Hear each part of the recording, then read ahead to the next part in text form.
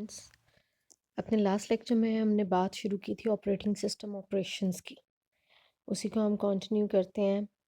Last lecture में हमने operating system के डिफरेंट स्ट्रक्चर्स की बात की थी कि ऑपरेटिंग सिस्टम मल्टी प्रोग्रामिंग भी हो सकता है और मल्टी टास्किंग या फिर टाइम शेयरिंग भी हो सकता है।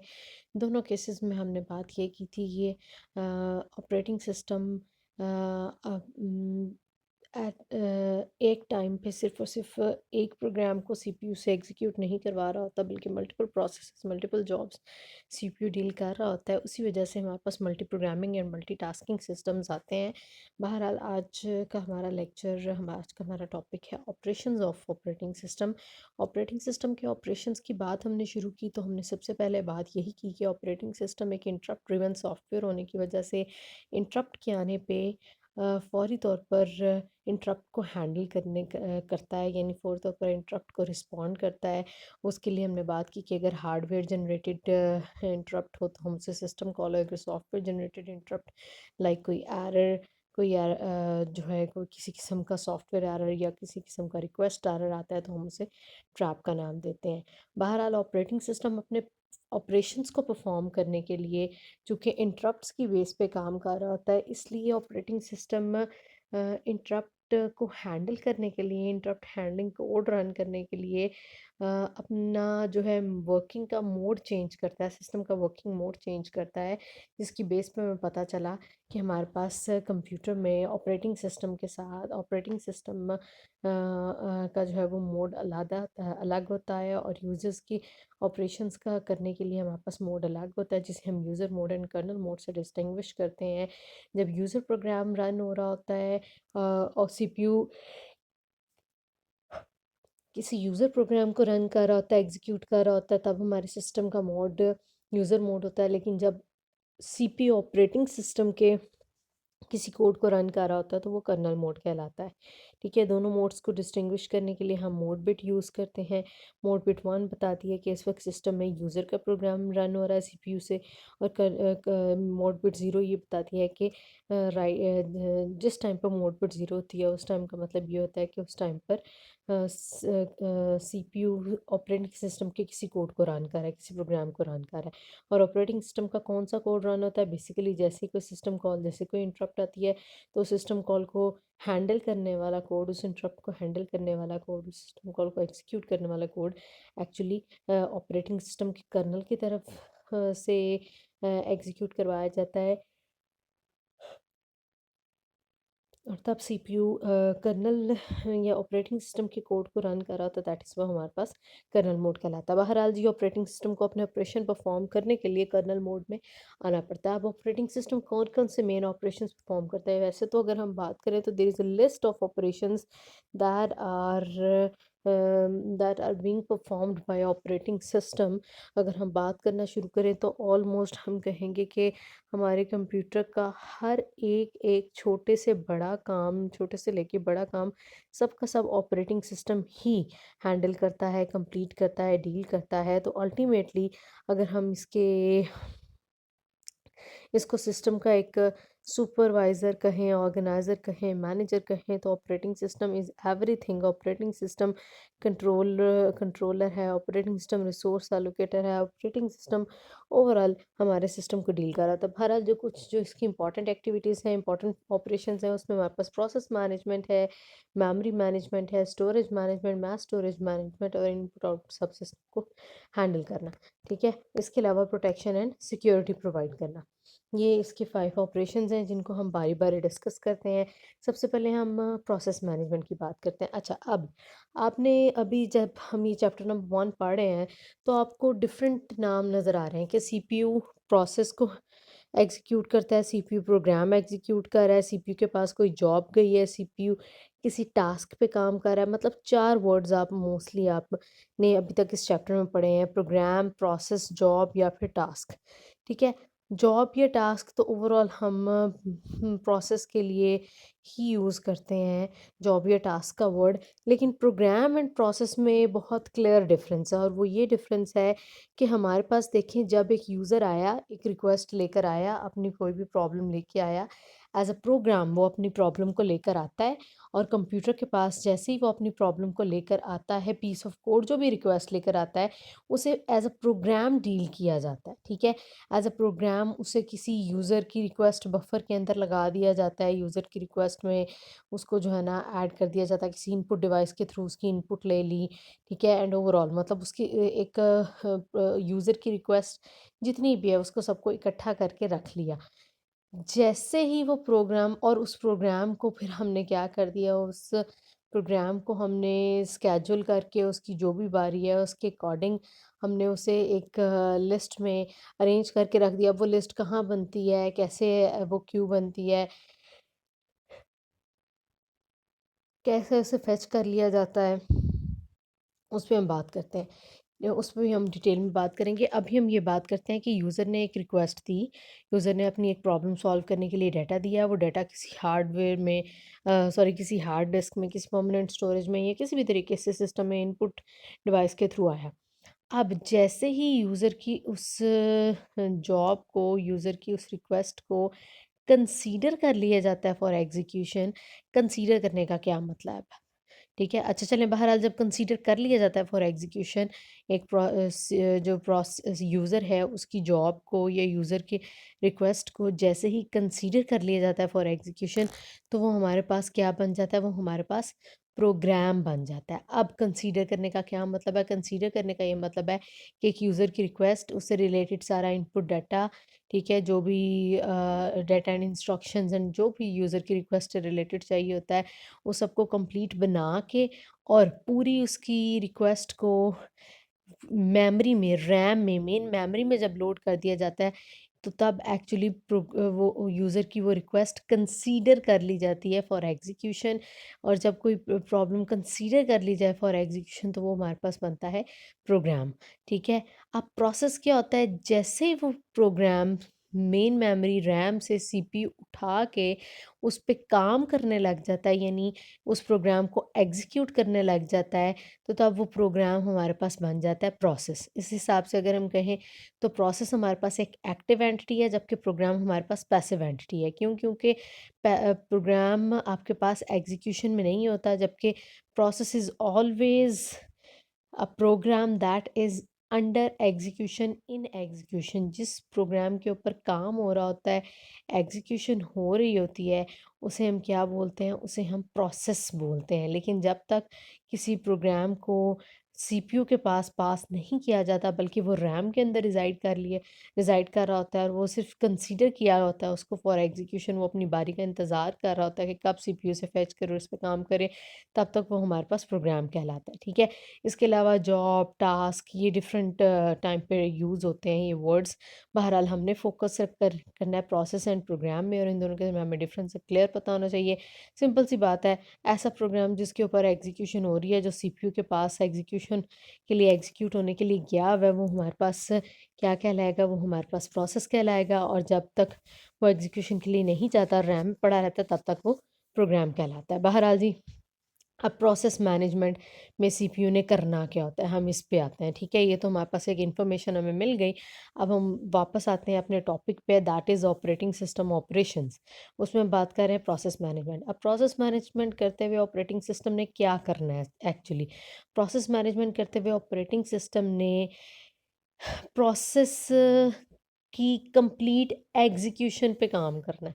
अब जब एक प्रोसेस आता है सिस्टम में फॉर एग्जीक्यूशन, तो वो अपनी लाइफ टाइम में अपनी एग्जीक्यूशन कंप्लीट करने के लिए अपनी पूरी लाइफ टाइम में कुछ स्पेसिफिक ऑपरेशंस परफॉर्म करता है। जैसे कि हर प्रोसेस को अपनी कंप्लीशन के लिए कुछ रिसोर्सेज चाहिए होते हैं, और वो कौन से रिसोर्स चाहिए होते हैं? हर प्रोसेस को सीपीयू चाहिए होता है एग्जीक्यूशन के लिए, मेमोरी चाहिए होती है अपने डाटा को रखवाने के लिए, इनपुट आउटपुट डिवाइसेस चाहिए होती हैं डाटा को इनपुट एंड आउटपुट करने के लिए, फाइल्स चाहिए होती हैं डाटा को जो है स्टोर करने के लिए, मेमोरी चाहिए होती है ना अपना वो जो उसकी स्टेटस होता है प्रोसेस का, उसको सेव करने के लिए, और फाइल्स चाहिए होती हैं डाटा को डाटा जो प्रोसेस के अंदर मौजूद है उसको स्टोर करने के लिए इसके अलावा इनिशियलाइजेशन डाटा है, ठीक है।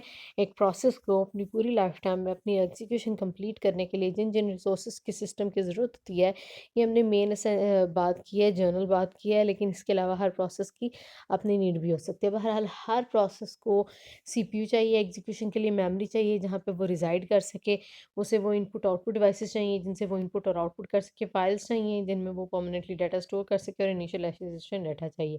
अब ये सारी चीज़ें प्रोसेस को कौन असाइन करता है? सीपीयू, सॉरी, कौन असाइन करता है? Operating system. रीज़न देखें जी, हमने कहा process need resources, and if you remember हमने ऑपरेटिंग सिस्टम की डेफिनेशन करते हुए, जो कि हमने कहा था कंप्लीट डेफिनेशन नहीं है, लेकिन फिर भी अगर हम उसको बहुत ही प्रिसाइज या बहुत ही डीपली जाके सोचें तो operating system is a resource allocator and control program है, ठीक है। So if operating system is resource allocator, that is why process को जिन रिसोर्सेज की ज़रूरत होती है वो कौन प्रोवाइड करता है? ऑपरेटिंग सिस्टम प्रोवाइड करता है।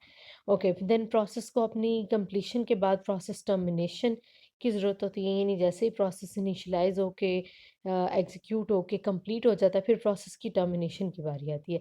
Process termination requires reclaim of any reusable resources. अब प्रोसेस टर्मिनेशन के टाइम पे ऑपरेटिंग सिस्टम ने क्या करना है? ऑपरेटिंग सिस्टम अगर प्रोसेस की इनिशियलाइजेशन के टाइम पे उसे रिसोर्सेज देता है, तो टर्मिनेशन के टाइम पे ऑपरेटिंग सिस्टम ने प्रोसेस से रिसोर्सेज वापस लेने हैं, ठीक है। ये प्रोसेस मैनेजमेंट है कि जब प्रोसेस स्टार्ट हो, जब उससे रिसोर्सेज की ज़रूरत हो तो उसे रिसोर्सेज अलॉट किए जाएँ, एलोकेट किए जाएँ, और जैसे ही उसकी ज़रूरत ख़त्म हो जाए तो यानी प्रोसेस टर्मिनेट हो जाए, कंप्लीट हो जाए, तो उससे रिसोर्सेज वापस ले लिए जाएँ।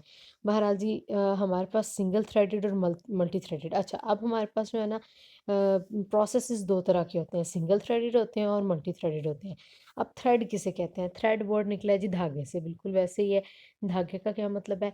ऐसे प्रोसेसेस जिनको सारे के सारे प्रोसेस को एक साथ एग्जीक्यूट किया जाता है, ठीक है, वो हमारे पास सिंगल थ्रेडेड प्रोसेस होता है। मल्टी थ्रेडेड प्रोसेस ऐसे प्रोसेस होते हैं जिसमें हम प्रोसेस के स्मॉल पोर्शन थ्रेड्स बना लेते हैं, जिसमें 2 3 4 5 6 थ्रेड्स होते हैं। हर थ्रेड के अंदर 2 से 3 4 5 जितनी भी इंस्ट्रक्शंस फिट हो उतनी इंस्ट्रक्शंस फिट होती हैं। उन सिस्टम्स को हम मल्टी थ्रेडेड, उन प्रोसेस को हम मल्टी थ्रेडेड प्रोसेस कहते हैं। बहरहाल सिंगल थ्रेडेड प्रोसेस के साथ ऑपरेटिंग सिस्टम ने क्या करना है? सिंगल थ्रेडेड प्रोसेस का हमेशा एक प्रोग्राम काउंटर होता है। प्रोग्राम काउंटर के बारे में हमने पहले भी थोड़ी सी बात की थी। प्रोग्राम काउंटर समझ लें जी ऐसा पीस ऑफ कोड है जो कि ये याद रखता है, ऐसी इंफॉर्मेशन का ब्लॉक है, सॉरी पीस ऑफ कोड नहीं, हम इसे कहेंगे block of information. Program counter हमारे पास हम जो है इंफॉर्मेशन का ऐसा ब्लॉक है, प्रोग्राम काउंटर जिसके अंदर क्या इंफॉर्मेशन होती है? किसी भी एक प्रोग्राम से रिलेटेड सारी इंफॉर्मेशन होती है कि उस प्रोग्राम की टोटल कितनी इंस्ट्रक्शंस थी। जैसे कि फॉर एग्जांपल किसी एक प्रोग्राम की 10 इंस्ट्रक्शंस हैं, तो उसका प्रोग्राम काउंटर याद रखेगा उसके अंदर 10 इंस्ट्रक्शंस हैं, उसमें से कितनी एग्जीक्यूट हो गई हैं। फॉर एग्जांपल 4 एग्जीक्यूट हो गई हैं, कितनी पेंडिंग है, 6 पेंडिंग है। ये सारी इंफॉर्मेशन किसी भी प्रोसेस के प्रोग्राम काउंटर में ये जो स्टोर किया जाता है, और ये प्रोग्राम काउंटर सीपीयू के भी बनते हैं, जो कि उसके प्रोग्राम काउंटर रजिस्टर के अंदर बनते हैं, जिससे सीपीयू ये याद रखता है कि किसी प्रोग्राम का कितना पोर्शन उसने एग्जीक्यूट कर दिया है, कितनी इंस्ट्रक्शंस और कितनी इंस्ट्रक्शंस बाकी रह गई हैं एग्जीक्यूट होने वाली। फॉर एग्जांपल 4 हो गई हैं और 6 जो है वो बाकी रह गई हैं, वो प्रोग्राम काउंटर के अंदर। बहरहाल सिंगल थ्रेडेड प्रोसेसेस, मैंने कहा सारा प्रोसेस एक साथ अगर एग्जीक्यूट होता है इसका मतलब है उसका एक ही प्रोग्राम काउंटर बनता है, जबकि मल्टी थ्रेडेड प्रोसेसेस में आपके पास एक प्रोग्राम के मल्टीपल काउंटर्स हो सकते हैं, प्रोग्राम काउंटर्स हो सकते हैं। कितने होंगे? अगर हमने एक प्रोसेस के 3 थ्रेड्स बनाए हैं तो उसके आपके पास 3 प्रोग्राम काउंटर होंगे, यानी 1 प्रोग्राम काउंटर पर थ्रेड, ठीक है। लेकिन अगर हमने 4 थ्रेड्स बनाया है तो 4 प्रोग्राम काउंटर होंगे, 5 बनाया तो 5 प्रोग्राम काउंटर होंगे, 2 बनाया तो 2 प्रोग्राम काउंटर होंगे।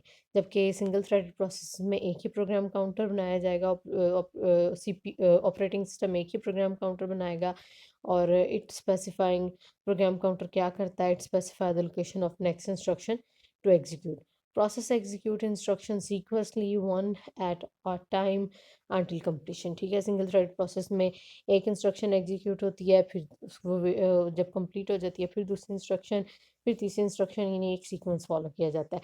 मल्टी थ्रेडेड प्रोसेस में हर प्रोग्राम एक प्रोग्राम के अंदर जितने थ्रेड्स हैं उतने ही प्रोग्राम काउंटर होंगे। Typically system has many processors, some user some operating system running concurrently on one or more CPUs। ठीक है जी।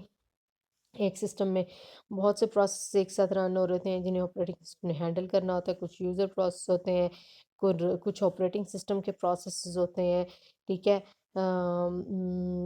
जो कि आपका ऑपरेटिंग सिस्टम एक सीपीयू या अगर एक से ज़्यादा सीपीयूज हैं तो उनसे एग्जीक्यूट करवा रहा होता है। यानी अगर हम प्रोसेस मैनेजमेंट की बात करें तो ये बहुत ही आपके पास एक लंबी एक्टिविटी है, कंटिन्यू रहने वाली एक्टिविटी है, जिसमें आपके पास यूज़र के बहुत से प्रोग्राम रन हो रहे हैं, उनको मैनेज करना, उनके प्रोग्राम काउंटर बनाना, उनकी इनिशियलाइजेशन करना, उनको रिसोर्सेज एलोकेट करना, उनकी टर्मिनेशन करना।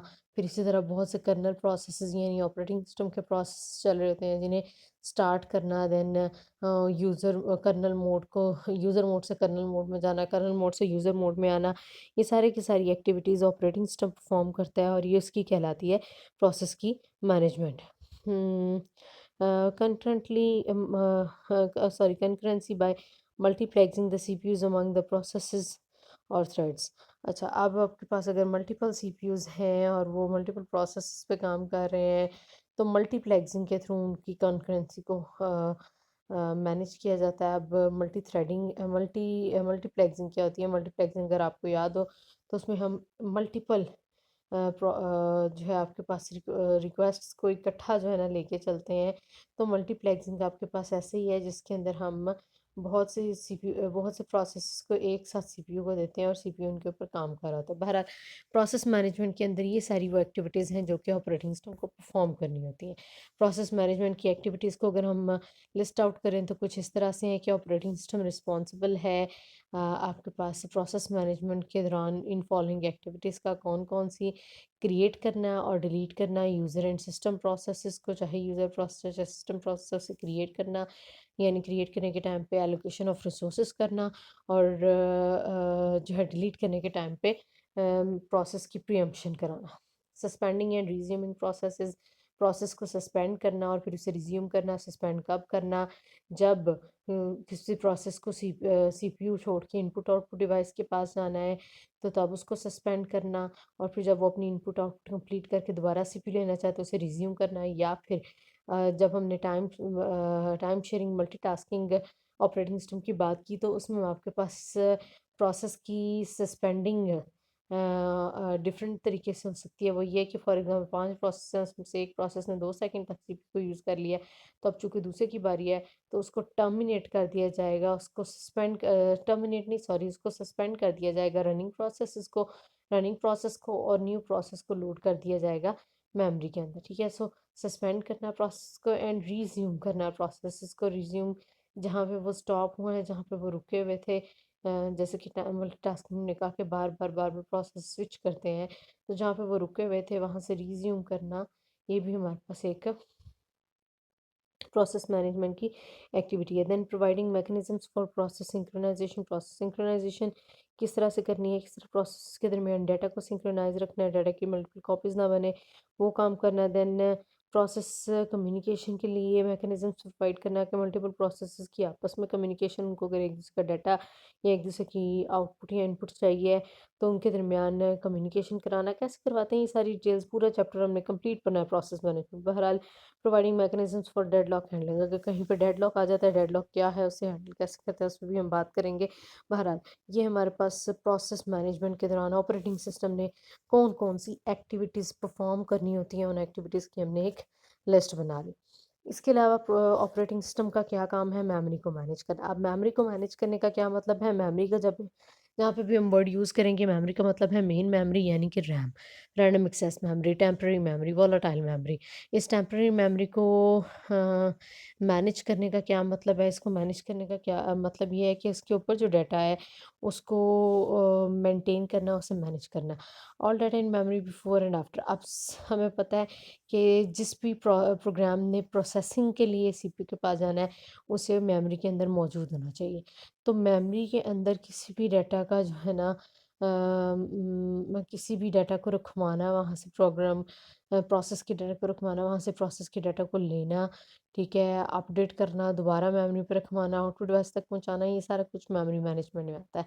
All data in memory before and after processing, किस तरह से हमने रखना है प्रोग्राम की प्रोसेसिंग से पहले, प्रोसेस की प्रोसेसिंग के पहले, जब वो प्रोग्राम है तो उसे कैसे मेमोरी के अंदर लोड करना है, और जब कंप्लीट हो जाए तो फिर हमने उसे कैसे लोड करना है कंप्लीटेड प्रोसेस को। All instructions in memory in order to execute, सारी इंस्ट्रक्शंस को आपके पास मेमोरी के अंदर एक ऑर्डर देना, एक तरतीब देना कि वो एक तरतीब से एग्जीक्यूट हों। इसके अलावा मेमोरी मैनेजमेंट में ये डिटरमाइन किया जाता है what is in memory when optimising CPU utilisation and computer response to user. ठीक है जी। मेमोरी मैनेजमेंट के अंदर एक और चीज़ ये है कि हमने सीपीयू इनिशियलाइजेशन को ऑप्टिमाइज़ करना है। दैट इज़ वाई हमने ये देखना है कि मेमोरी के अंदर क्या है, यानी कि मेमोरी के अंदर हमने उन प्रोग्राम्स को रखना है जिनकी जिनको सी जिन जिनकी सीपीयू को जिनके ऊपर सीपीयू ने एग्जीक्यूशन करनी है, और हमने उसके अंदर भी स्केजुलिंग करके टॉप पे उन प्रोग्राम्स को रखना होता है जिनको सीपीयू ने फ़ौरन फेच करना है और उन पे एग्जीक्यूट करना है, उनको एग्जीक्यूट करना है, उन पे वो करना है। देखें, अगर मेमोरी के अंदर प्रोग्राम मौजूद नहीं होगा और सीपीयू से फौरी तौर पर फेच नहीं करेगा, तो अल्टीमेटली जब तक प्रोग्राम मेमोरी के अंदर आएगा नहीं और सीपीयू को उसके बारे में पता नहीं चलेगा, सीपीयू से फेच करके उस पे काम नहीं करेगा, तब तक सीपीयू आइडल रहेगा और सीपीयू की यूटिलाइजेशन वेस्ट होगी। ठीक है।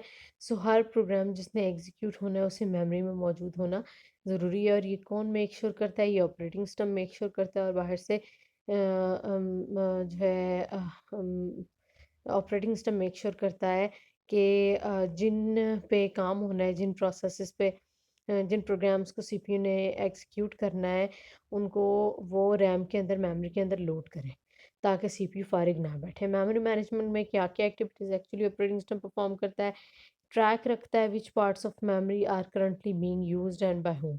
ये याद रखता है कि रैम की कौन कौन सी स्लॉट्स यूज़ हो रही हैं, कौन कौन से फ्रेम्स यूज़ हो रहे हैं और किस फ्रेम के अंदर कौन सा प्रोसेस है। इसके अलावा डिसाइड करता है कि which processor parts of data and data to move into and out of memory, के कौन से प्रोसेस को किस पार्ट को मेमोरी के अंदर रखना है, किसको निकालना है, किसको वर्चुअल मेमोरी के साथ अकोमोडेट करना है। ये सब कुछ डिसाइड करना मेमोरी मैनेजमेंट के अंदर आता है। इसके अलावा मेमोरी स्पेस को नीड की बेस पे एलोकेट एंड डी एलोकेट करना मेमोरी मैनेजमेंट कहलाता है।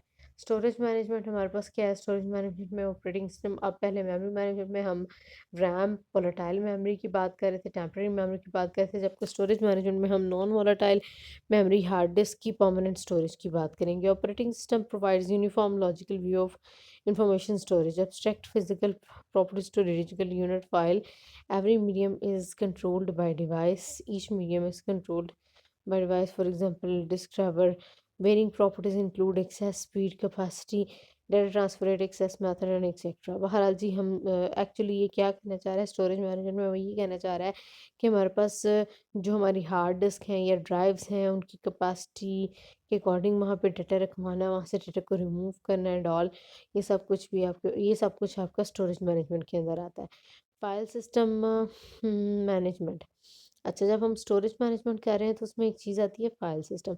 फाइल सिस्टम क्या होता है? फाइल सिस्टम हमने फाइल्स के ऊपर इम्प्लीमेंट किया हुआ है, यानी हम ऑपरेटिंग सिस्टम के अंदर हर प्रोसेस को मैनेज करने के लिए फाइल सिस्टम हर प्रोसेस को हार्ड डिस्क के ऊपर स्टोर करने के लिए फाइल सिस्टम मैनेजमेंट हमारे पास एग्जिस्ट करती है। ये फाइल सिस्टम एग्जिस्ट करता है जो ये बताता है कि आपके पास किसी भी फाइल को कौन से फॉर्मेट पे बनाया गया और कौन से फॉर्मेट पे वहाँ से उसको हार्ड डिस्क पे स्टोर करना है और हार्ड डिस्क से फेच करना है। Finally, files usually organized into directories access control on most systems determine who can access। ठीक है।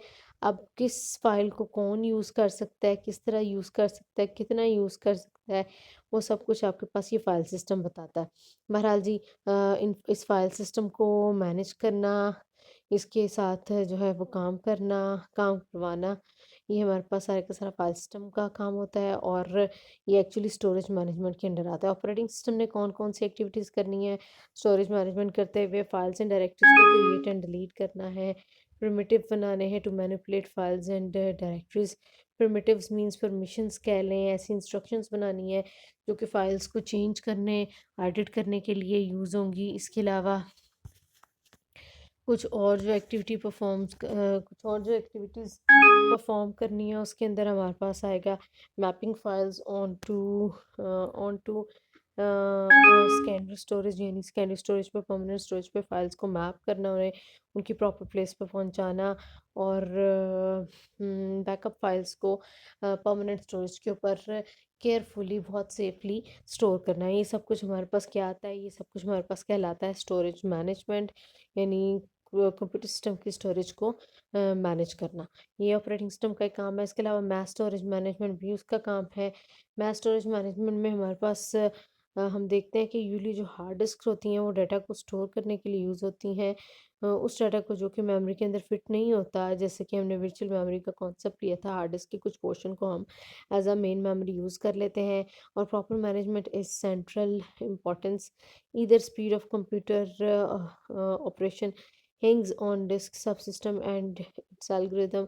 ऑपरेटिंग सिस्टम ने आपके पास entire speed of computer system की सारी स्पीड इस बात पे बेस करती है कि मैस स्टोरेज मैनेजमेंट किस तरह से की गई है, क्योंकि ये बड़ा स्टोरेज का एरिया है।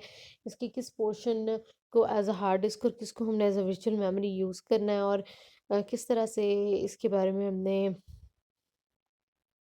यहाँ पे हमने डेटा रखवाना, फाइल्स रखवानी और निकालनी है, वो हमारे पास बेसिकली मैस स्टोरेज कहलाता है। ऑपरेटिंग सिस्टम उसके लिए कौन कौन सी एक्टिविटीज़ परफॉर्म करता है?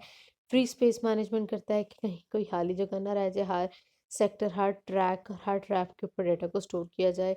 स्टोरेज एलोकेशन पे काम किया जाए, यानी कि किसी एक प्रोसेस को कितनी जो है वो स्टोरेज चाहिए, कितनी कैपेसिटी चाहिए मेमोरी की, हार्ड डिस्क की, उसके उसको मैनेज करना है। देन डिस्क स्केजुलिंग करना। डिस्क स्केजुलिंग एक्चुअली आपके पास अगर मल्टीपल डिस्क हैं तो किस डिस्क से डाटा पहले उठाया जाएगा और कितनी देर में वो एग्जीक्यूट होगा। Then some storage needs not to be so fast, means tertiary storage includes optical storage, tape still must be managed, varies between w warm and read write. अच्छा, अब आपके पास ऑपरेटिंग सिस्टम का ही काम है कि वो हर तरह की हार्ड डिस्क के मटेरियल को हैंडल करे, क्योंकि आपके पास जो है स्टोरेज है हमारे पास एक बहुत इम्पॉर्टेंट कंपोनेंट है हमारे कंप्यूटर का, जिसके अंदर हम डाटा को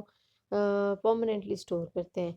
तो फिर हमें मैस स्टोरेज मैनेजमेंट में स्टोरेज के साथ क्या मैनेजमेंट करनी है, हमने ये देखना है कि हमने हार्ड डिस्क या मैग्नेटिक टेप या फिर ऑप्टिकल स्टोरेज पे कौन सा डाटा स्टोर करना है, और हमने उसे कैसे मैनेज करना है।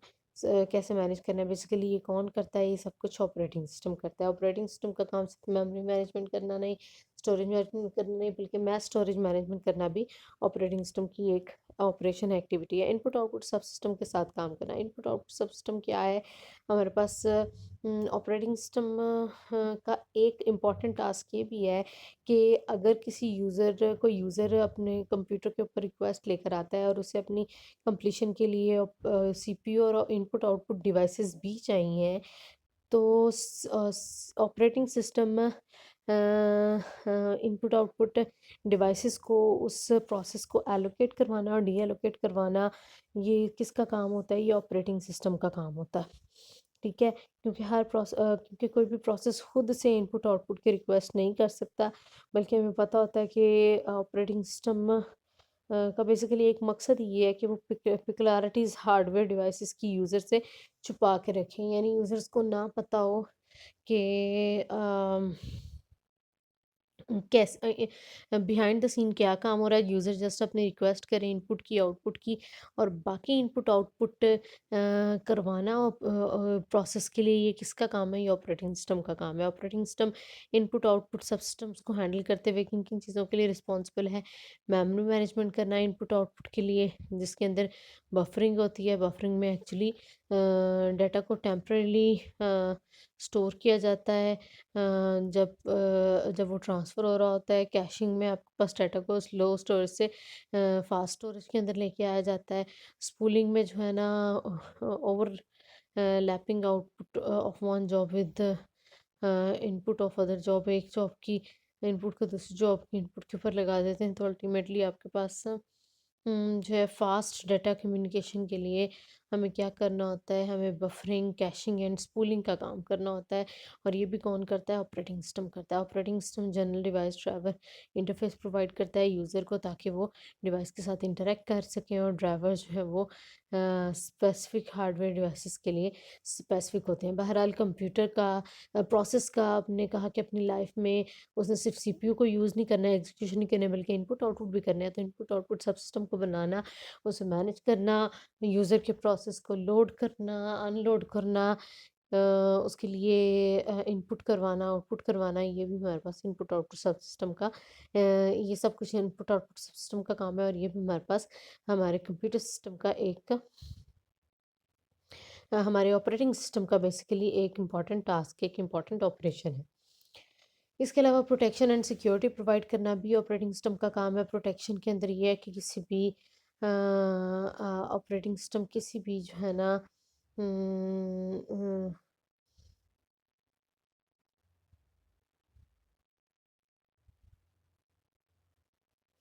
कि यूज़र जो है ना आपके सिस्टम के रिसोर्स की एक्सेस के लिए एक्सेस को डिफ़ाइन कौन करता है, रिसोर्सेज और यूज़र के प्रोग्राम्स को एक्सेस को डिफ़ाइन कौन करता है, प्रोटेक्ट ऑपरेटिंग सिस्टम प्रोटेक्ट करता है कि ऑपरेटिंग सिस्टम जो है उसे मैनेज करता है कि कैसे हमने हमारी सिस्टम और उसके रिसोर्सेज को प्रोटेक्ट करना है। और सिक्योरिटी जो है आपके पास ऑपरेटिंग सिस्टम सिक्योरिटी में क्या करता है, ये डिफ़ाइन करता है कि defines the defence of the system against internal and external attack से। अगर इंटरनली एक्सटर्नल कोई अटैक आता है तो ऑपरेटिंग सिस्टम जो है ना उसे मैनेज करता है, उसके अगेंस्ट डिफेंस बन के खड़ा होता है। कौन कौन से अटैक्स हो सकते हैं सिक्योरिटी पे, जैसे कि ह्यूज रेंज है, जिसमें आपके पास डिनायल ऑफ सर्विस आ सकता है, वायरसेस हैं, वर्म्स हैं, बहरहाल किसी भी किस्म का जो है प्रॉब्लम, किसी भी किस्म का एरर, किसी भी किस्म का सिक्योरिटी जो अटैक है उसे हैंडल कौन करता है? ऑपरेटिंग सिस्टम हैंडल करता है। System generally first distinguish among the user. अच्छा, अब सिक्योरिटी और प्रोटेक्शन इम्प्लीमेंट करने के लिए एक और काम जो ऑपरेटिंग सिस्टम करता है वो ये करता है कि वो हर प्रोग्राम के लिए, हर प्रोसेस के लिए एक आपके पास यूज़र आइडेंटिफिकेशन का एक